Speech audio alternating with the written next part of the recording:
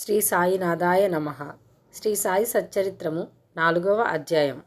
యోగీశ్వరుల కర్తవ్యము. భగవద్గీత చతుర్థ అధ్యాయమున 7-8 శ్లోకముందు శ్రీకృష్ణ పరమాత్ముడు ఇట్లు సెలవిచ్చి ఉన్నారు. ధర్మము నశించునప్పుడు, అధర్మము వృద్ధి పొందునప్పుడు నేను అవతరించెదను. సన్మార్గులను రక్షించుటకు, దుర్మార్గులను శిక్షించుటకు, ధర్మస్థాపన కొరకు యుగ యుగములందు అవతరించెదను. ఇదియే భగవంతుని కర్తవ్య కర్మ. భగవంతుని ప్రతినిధులకు యోగులు, సన్యాసులు అవసరము వచ్చినప్పుడల్లా అవతరించి ఆ కర్తవ్యమును నిర్వర్తించెదరు.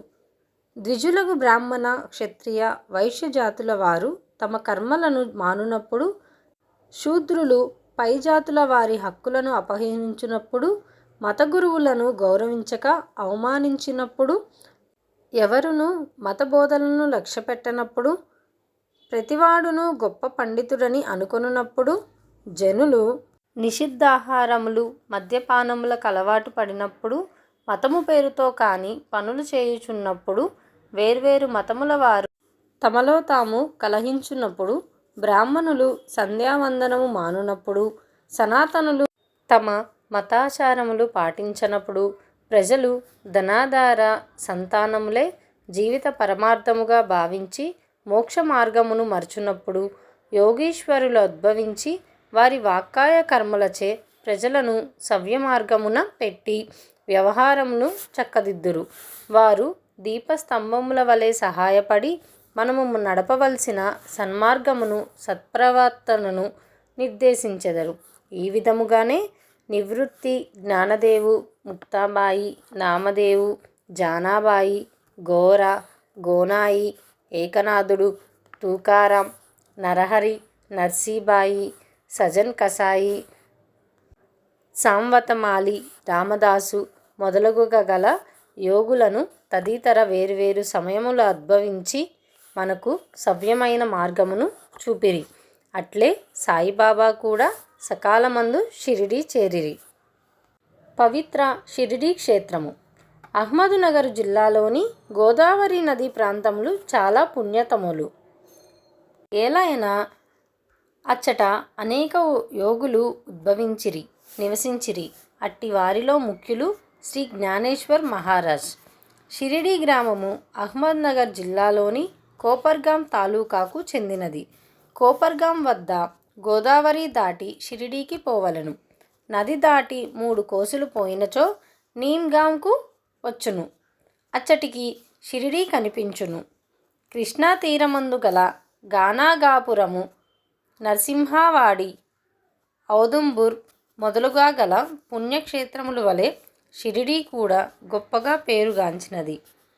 పండరీపురమునకు సమీపమున గల మంగళవేద అను భక్తుడగు దామాజీ సజ్జనగడమందు సమర్థ రామదాసు, నర్సోబాచివాడియందు శ్రీ నరసింహ సరస్వతి స్వామివార్లు వర్ధిల్లినట్లే శ్రీ సాయినాథుడు షిరిడీలో వర్ధిల్లినారు. సాయిబాబా రూపురేఖలు. సాయిబాబా వలననే షిరిడీ ప్రాముఖ్యము వహించినది. సాయిబాబా ఎట్టి వ్యక్తియో పరిశీలింతము. వారు కష్టతరమైన సంసారమును జయించినవారు. శాంతియే వారి భూషణము. వారు జ్ఞానమూర్తులు, వైష్ణవ భక్తుల కిల్లు వంటి వారు, ఉదార స్వభావులు, సారములోని సారాంశమటువంటి వారు, నశించు వస్తువుల అందు అభిమానము లేనివారు, ఎల్లప్పుడూ ఆత్మ సాక్షాత్కారమందే మునిగి ఉండేటివారు, భూలోకమందు గాని స్వర్గలోకమందు గాని గల వస్తువులు అందు అభిమానము లేనివారు.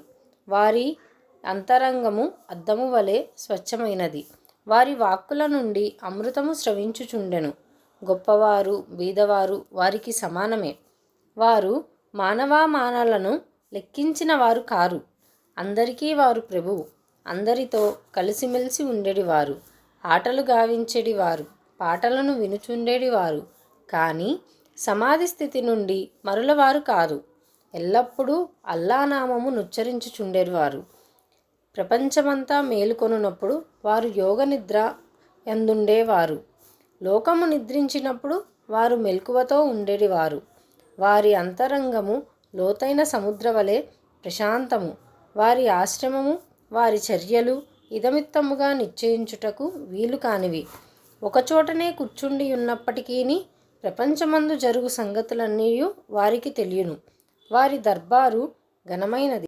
నిత్యము వందల కొలది కథలు చెప్పునప్పటికీ మౌనము తప్పెడివారు కారు. ఎల్లప్పుడూ మసీదు గోడకు ఆనుకొని నిల్చువారు, లేదా ఉదయము, మధ్యాహ్నము, సాయంత్రము లెండి తోట వైపు గాని చావడి వైపు గాని పచార్లు చేయుచుండేవారు. ఎల్లప్పుడూ ఆత్మధ్యానమందే మునిగి ఉండేవారు. సిద్ధపురుషుడైనప్పటికీ సాధకుని వలె నటించువారు. అనుకువ నమ్రత కలిగి అహంకారము లేక అందరినీ ఆనందింపచేయువారు. అట్టివారు సాయిబాబా షిరిడీ నేల వారి పాదస్పర్శచే గొప్ప ప్రాముఖ్యము పొందినది. జ్ఞానేశ్వర్ మహారాజ్ ఆలందిని వృద్ధి చేసినట్లు, ఏకనాథుడు పైఠానును వృద్ధి చేసినట్లు శ్రీ సాయిబాబా షిరిడీని వృద్ధి చేసెను. షిరిడీలోని గడ్డిరాళ్ళు పుణ్యము చేసుకున్నవి. ఏలైనా బాబా పవిత్ర పాదములను ముద్దు పెట్టుకొని వారి పాదధూళి తలపైన వేసుకొనగలిగినవి. షిరిడి మా వంటి భక్తులకు పండరీపురము, జగన్నాథము, ద్వారకా, కాశీ, రామేశ్వరము, బదరి, కేదార్, నాసిక్, త్రయంబకేశ్వరము, ఉజ్జయిని, మహాబలేశ్వరము, గోకర్ణముల వంటిదైనది. షిరిడి సాయిబాబా స్పర్శయే మాకు వేదపారాయణ తంత్రము. అది మాకు సంసార బంధముల సన్నగిల్లేలా చేసి ఆత్మ సాక్షాత్కారమును సులభ సాధ్యము చేయును. శ్రీ సాయి దర్శనమే మాకు యోగ సాధనముగా ఉండెను. వారితో సంభాషణ మా పాపములను తొలగించుచుండెను. త్రివేణీ ప్రయాగల స్నానఫలము వారి పాదసేవ వలనే కలుగుచుండెడి. వారి పాదోదకము మా కోరికలను నశింపచేయుచుండెడిది. వారి ఆజ్ఞ మాకు వేదవాక్కుగా ఉండెడిది. వారి ఊదీ ప్రసాదము మమ్ము పావనము చేయుచుండెను. వారు మా పాలిట శ్రీకృష్ణుడిగా, శ్రీరాముడిగా నుండి ఉపశమను కలుగజేయుచుండిరి. వారు మాకు పరబ్రహ్మ స్వరూపమే. వారు ద్వంద్వాతీతులు. నిరుత్సాహము గాని ఉల్లాసము గాని ఎరుగరు. వారు ఎల్లప్పుడూ సచ్చిదానంద స్వరూపులుగా ఉండేవారు. షిరిడీ వారి కేంద్రమైన వారి లీలలు పంజాబు, కలకత్తా, ఉత్తర హిందుస్థాన్, గుజరాత్, దక్కన్, కన్నడ దేశములలో చూపుచుండిరి. ఇట్లు వారి కీర్తి దూరదేశములకు వ్యాపించగా భక్తులన్ని దేశముల నుండి షిరిడీ చేరి వారిని దర్శించి వారి ఆశీర్వాదమును పొందుచుండిరి. వారి దర్శన మాత్రముననే భక్తుల మనములు వెంటనే శాంతి వహించుచుండెడివి. పండరీపురమందు విఠల్ రకమాయిలను దర్శించినచో భక్తులకు కలిగడి ఆనందం షిరిడీలో దొరుకుచుండెను. ఇది అతిశయోక్తి కాదు. ఈ విషయమును గూర్చి భక్తుడొకడు చెప్పినది గమనింపుడు. గౌలీబువ అభిప్రాయము. 95 సంవత్సరముల వయసు గల గవలీబువ అను వృద్ధ భక్తుడు ఒకడు పండరీ యాత్ర ప్రతి సంవత్సరము చేయువాడు. 8 మాసములు పండరీపురమందు, మిగతా 4 మాసములు ఆషాఢం మొదలు కార్తీకము వరకు గంగానది ఒడ్డున ఉండెడివాడు. సామాను మోయుటకొక గాడిదను తోడుగానొక శిష్యుని తీసుకొని పోవువాడు. ప్రతి సంవత్సరము పండరీ యాత్ర చేసుకొని షిరిడీ సాయిబాబా దర్శనముకై వచ్చేడివాడు.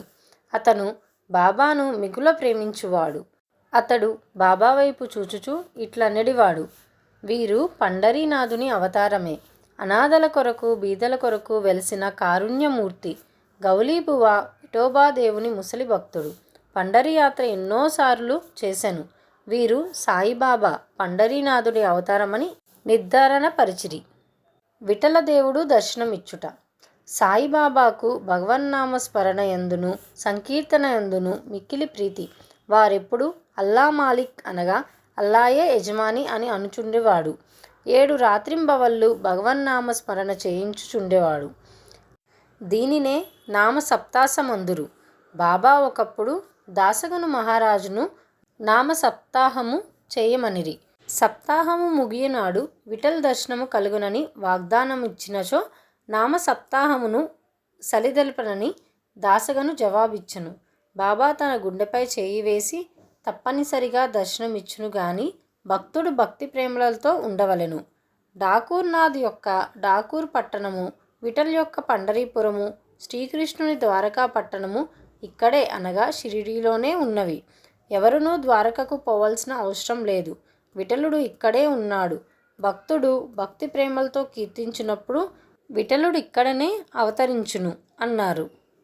సప్తాహము ముగిసిన పిమ్మట విఠలుడి క్రింది విధముగా దర్శనమిచ్చెను. స్నానాంతరము కాకాసాహెబ్ దీక్షిత్ ధ్యానములో మునిగినప్పుడు విఠలుడు వారికి కనిపించెను. కాకా మధ్యాహ్న హారతి కొరకు బాబా యొద్దకు పోగా తేట తెల్లముగా కాకాను బాబా ఇట్లడిగెను, విఠల్ పటేల్ వచ్చినాడా? నీవు వానిని చూచితివా? వాడు మిక్కిలి పారుబోతు. వానిని దృఢముగా పట్టుకొనుము. ఏమాత్రము అజాగ్రత్తగానున్నను తప్పించుకుని పారిపోవును. ఇది ఉదయము జరిగెను. మధ్యాహ్నము ఎవడో పటములమ్మువాడు 25-30 విఠోబా చిత్రపటములను అమ్మకమునకు తెచ్చెను. ఆ పటము సరిగ్గా కాకాసాహెబ్ ధ్యానంలో చూచిన దృశ్యముతో పోలియుండెను. దీనిని చూసి బాబా మాటలు జ్ఞాపకమునకు తెచ్చుకొని కాకాసాహెబ్ ఆశ్చర్యమానందంలో మునిగెను. విఠోబా పటమునొకటి కొని పూజా మందిరంలో ఉంచుకొనెను. భగవంతరావు క్షీరసాగరుని కథ. విఠల పూజలయందు బాబాకెంత ప్రీతియో భగవంతరావు క్షీరసాగరుని కథలో విశదీకరింపబడినది. భగవంతరావు తండ్రి విఠోబా భక్తుడు. పండరీపురమునకు నియమముగా యాత్ర చేయుచుండెడివాడు. ఇంటి వద్ద కూడా విఠోబా ప్రతిమ నుంచి దానిని పూజించువాడు. అతడు మరణించిన పిమ్మట వారి కొడుకు పూజను యాత్రను శ్రద్ధముగా మానెను. భగవంతరావు షిరిడీ వచ్చినప్పుడు బాబా వాని తండ్రిని జ్ఞప్తికి తెచ్చుకొని, వీని తండ్రి నా స్నేహితుడు గాన వీని ఇచ్చటకు ఈడ్చుకొని వచ్చితిని. వీడు నైవేద్యము ఎన్నడూ పెట్టలేదు. కావున నన్నును విఠలుని కూడా ఆకలితో మార్చినాడు. అందుచేత వీని ఇక్కడికి తెచ్చితిని. వీడు చేయునది తప్పని బోధించి చివాట్లు పెట్టి తిరిగి పూజ ప్రారంభించున్నట్లు చేసెదను అనిరి. ప్రయాగ క్షేత్రములో దాసగను స్నానము. గంగానది యమునా నది కలిసి ఉన్న చోటును ప్రయాగని పేరు. ఇందులో స్నానమాచరించిన ప్రతివానికి గొప్ప పుణ్యము ప్రాప్తించునని హిందువుల నమ్మకము. అందుచేతనే వేల కొలది భక్తులు అప్పుడప్పుడు అచ్చటికి పోయి స్నానమాడుదురు. దాసగను కూడా ప్రయాగపోయి అచ్చట సంగమంలో స్నానం చేయవలెనని మనసులో దల్చెను. బాబా వద్దకేగి అనుమతించవనెను. అందుకు బాబా ఇట్లు జవాబిచ్చెను, అంత దూరము పోవలసిన అవసరమే లేదు. మన ప్రయాగ ఇచ్చటనే కలదు. నా మాటలు విశ్వసింపుము. ఇట్లనునంతలో ఆశ్చర్యములన్నిటికంటే ఆశ్చర్యమైన వింత జరిగినది. దాసగను మహారాజు బాబా పాదములపై శిరస్సు నుంచిన వెంటనే బాబా 2 పాదముల బొటనవేళ్ల నుండి గంగా యమున జలాలు కాలువగా పారెను. ఈ చమత్కారమును చూచి దాసగను ఆశ్చర్యచకితుడయ్యాడు. కన్నులు ఆనందాశ్రులతో నిండాయి.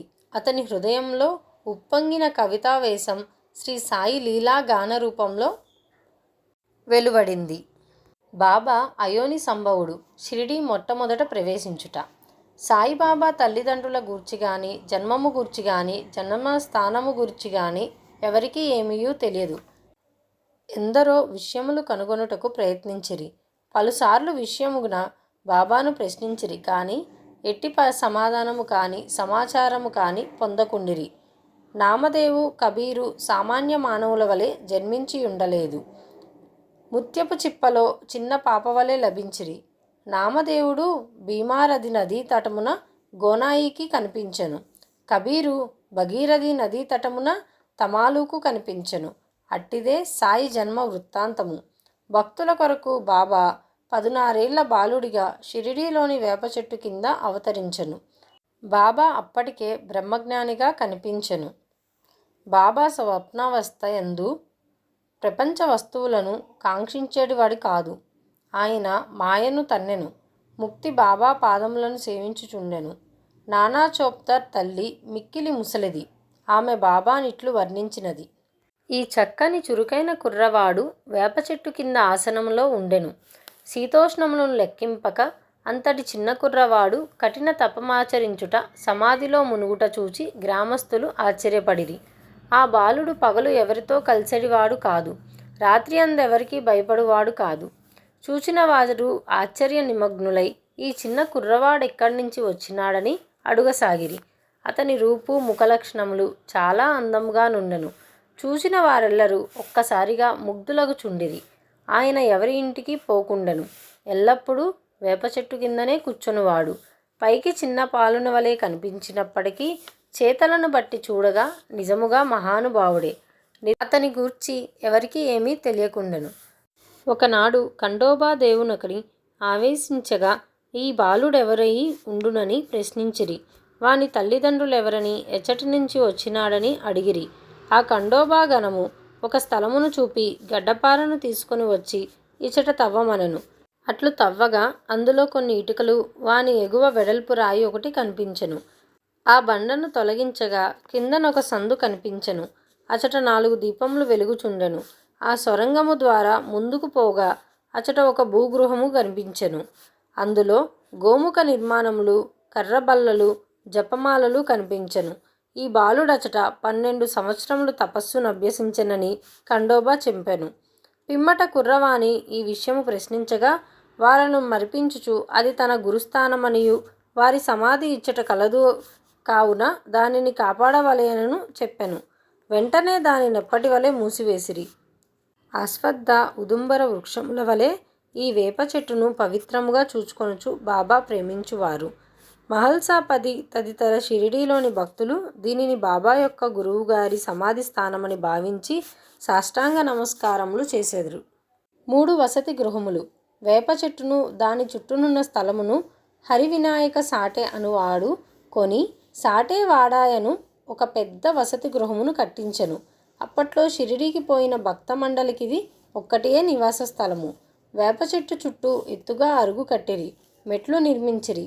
మెట్ల దిగువన ఒక గూడు వంటిది కలదు. భక్తులు మండపంపైనున్న రాతి ముఖముగా కూర్చొనెదరు. ఎవరిచ్చట గురు శుక్రవారములు ధూపం వేయుదురో వారు బాబా కృప వల్ల సంతోషముతో ఉండెదరు. ఈ వాడ చాలా పురాతనమైనది కావున మరమ్మతునకు సిద్ధముగా ఉండెను. తగిన మార్పులు, మరమ్మతులు సంస్థానం వారు చేసిరి. కొన్ని సంవత్సరముల పిమ్మట దీక్షిత్ వాడా అను పేర ఇంకొక వసతి గృహము కట్టబడినది. న్యాయవాది అయిన కాకాసాహెబ్ దీక్షిత్ ఇంగ్లాండుకు పోయెను.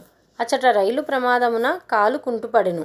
అది ఎంత ప్రయత్నించినను బాగు కాలేదు. తన స్నేహితుడగు నానాసాహెబ్ చందోర్కర్ షిరిడీ సాయిబాబాను దర్శించుకోమని సలహా ఇచ్చెను. 1909వ సంవత్సరమున కాకా షిరిడీకి పోయెను. బాబా దర్శన మాత్రమున అమితానందభరితుడై షిరిడీలో నివసించుటకు నిశ్చయించుకొనెను. కాలు కుంటితనము కన్నా తన మనస్సులోని కుంటితనమును తీసివేయమని బాబాను ప్రార్థించెను. తన కొరకును ఇతర భక్తులకును పనికొచ్చినట్లుగా ఒక వాడాను నిర్మించెను.